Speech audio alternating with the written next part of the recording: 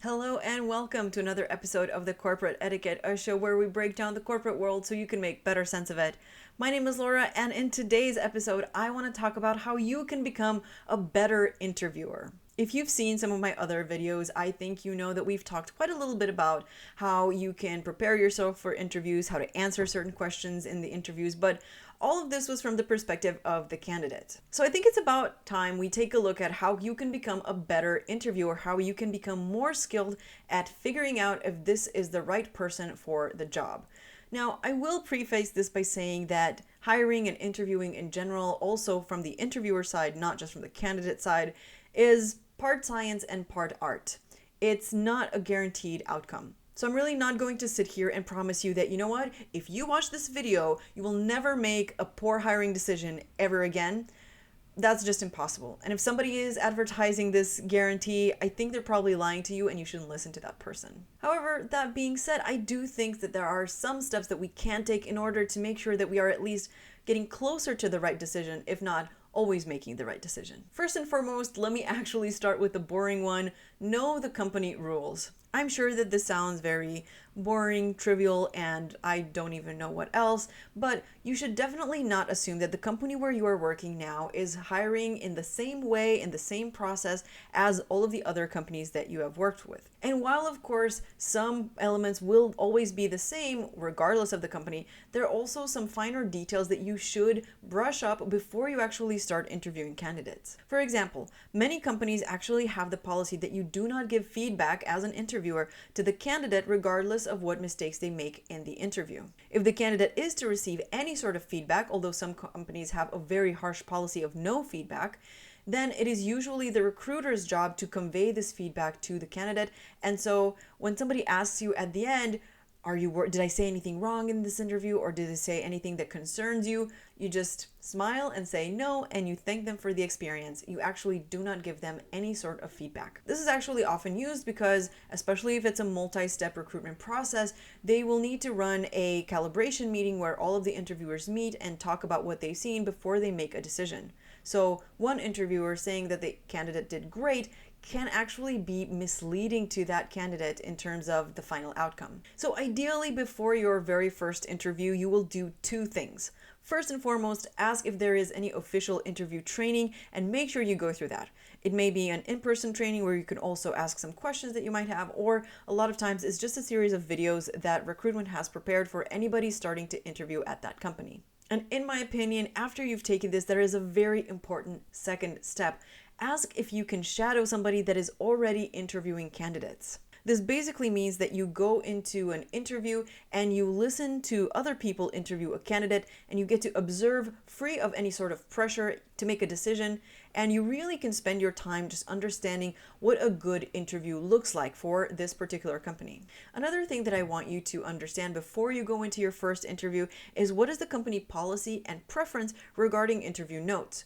Do you have to put them in a system? Do you have to just put them in a Word document? Can you come with them written down on paper? Also, how soon after the interview does the recruiter expect your notes and a decision? I think clarifying these before you go into your first interview will greatly improve your relationship with the recruitment team. My second tip for becoming a better interviewer is actually be personable. I don't really think I need to remind anybody that interviews are a stressful time for candidates. Those poor folks are already stressed out of their minds, wondering if they're going to do a good job, even if they might portray an outward very calm experience. So try to create the atmosphere of an open space and try to be personable. And just to be extra clear, personable here means having a pleasant appearance and manner. So this means that even if you're having a really, really tough day and you really don't feel like interviewing anybody, you still welcome them with a smile and introduce yourself in the beginning. You briefly walk them through what the structure of the interview is and tell them if they will also have time for questions at the end, because a lot of candidates also have questions for the interviewer. Not to mention, you should also tell them what they should expect in terms of next steps after this interview is done. Outside of these very basic elements, I personally like to open the interview also with a quick introduction of myself and the other people in the room, just briefly going over my name, what department I work in, and perhaps how many years I've been in the company. I really think that treating candidates like human beings here goes a very long way, and it also really reflects the company that I work in. So if I go into an interview and I see somebody being a complete asshole and just treating me miserably, I'm going to assume that the entire company is like that, and I'll just not want to work there. Now, I do have to stress here that you should be personable but not personal. And this is actually very important if you want to avoid being accused of discrimination. This means that you should be treating the candidate like a person, being personable. However, you should not be overly interested in their personal circumstances. We're not going to ask them if they're married, if they have a partner, about their sexuality, if they have kids, if they're planning to have kids, where they're from. None of that, please. We are here to be personable, not personal. All of those types of questions can really give the candidate the wrong impression that they're being evaluated on criteria not related to the job. So even if Christmas is around the corner, please refrain from asking them if they celebrate Christmas or anything like that. I'm pretty sure you get the point. Make sure that you don't ask them too many personal questions. You're really there to evaluate whether or not they are fit for the job, and that is it. And I do want to say that I really do understand that some people are just a little bit aloof. They're getting a little bit carried away in that conversation in the beginning, and they might slip one of these questions out there. And I appreciate all of you people that don't do this, with the insidious intent of discrimination. However, be more guarded. If this is you, you should definitely be more guarded and not let any of these questions slip. Because eventually, one of the candidates that you ask this to will report you for discriminatory behavior, and it's just going to be unpleasant. The third tip that I have for you, and I will say that this might be a personal preference of mine, is actually to not be too emotive. However, I do stand by this advice enough to include it in this video, and I encouraged you to maybe consider adopting this approach as well. Like I've mentioned before, interviews are a very stressful time for the candidate, so you're trying to make them feel at ease. But part of that actually implies hiding your emotions from them. And while this can come off a little bit as deceiving, mainly I think this is very important when the interview is not going very well. The candidate might be stumbling through their answers. They might not be really answering the question that you asked. Things are not quite going well. I'm sure you know what I mean. So even if the candidate is saying some crazy stuff and you're thinking, man, this is the last person I would want to hire, you're definitely not going to just exclaim your feelings on the matter. Just because they don't know the answer to the question, just because they don't have the level of expertise that we are looking for, doesn't mean we get to make them feel bad about themselves during the interview. So that's why I really encourage you to keep as much of a neutral posture and face expression as you can. And instead of referring to an answer as a bad answer or a good answer, I generally prefer to stick to the formulation, this answers my question or this does not answer my question, right? It's not neither good nor bad. If I think that the candidate simply does not have more to say on that matter, I will say, thank you, this answers my question, moving on to the next one. And I have to stress, I say this even when the candidate gave a bad answer. I'm not going to beat a dead horse during the interview. We only have 1 hour to figure this out, so you need to keep things rolling. I'm not saying that it's wrong to try to nudge the candidate with further questions, perhaps giving them some hints on what the right answer is, but if you see that you're wasting too much time on this, just let it go. We don't need to spend too much time on an area where they're clearly not going to give you a better answer. In my opinion, and feel free to disagree with me in the comments here, I think that a good interview will make you feel good about the interview even if it didn't go so well.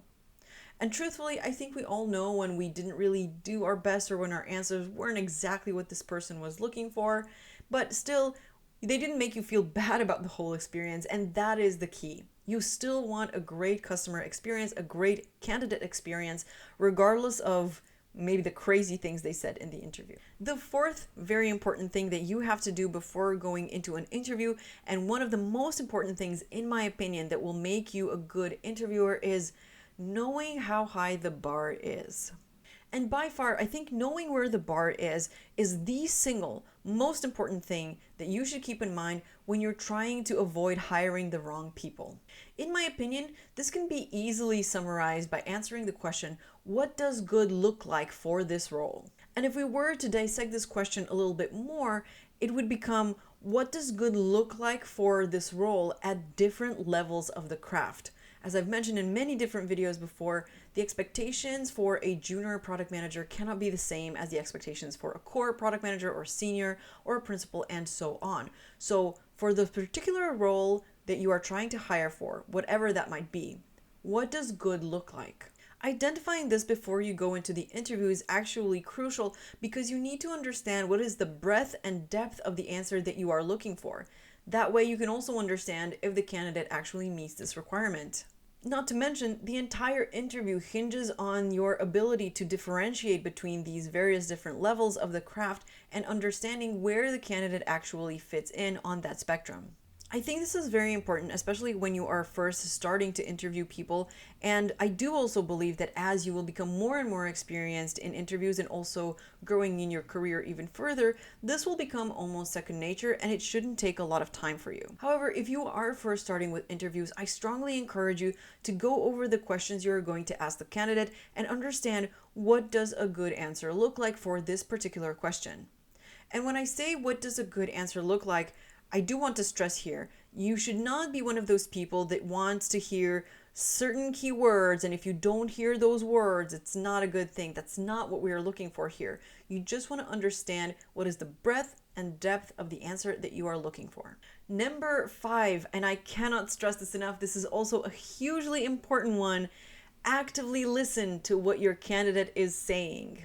Actively listening is even more important when you are doing behavioral interview questions because in these situations, the candidate will be explaining a certain example from their past experience where you're not going to be familiar with the company, you're not going to be familiar with the processes they're describing, and you really have to understand, what are they telling you and how does this fit with the framework of the job you're trying to hire for? Of course, if you just want to be checked out and doodle on your notepad as the candidate is talking, that is not actively listening, and if you do that, you will probably make the wrong decision because, well, you didn't bother listening to that person. I cannot stress this enough. Part of actively listening is understanding if the candidate actually answered the question that you asked.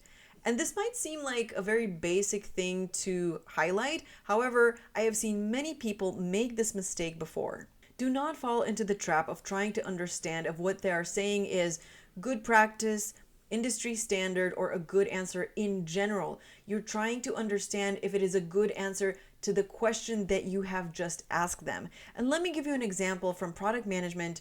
If you're asking the candidate how they go about creating their roadmap, and you're expecting to hear things such as how they go about understanding their priorities, how do they talk to their stakeholders, and so on, but they start talking about how they create the vision for the team, even if what they say about the way they create vision is 100% correct, that is a bad answer.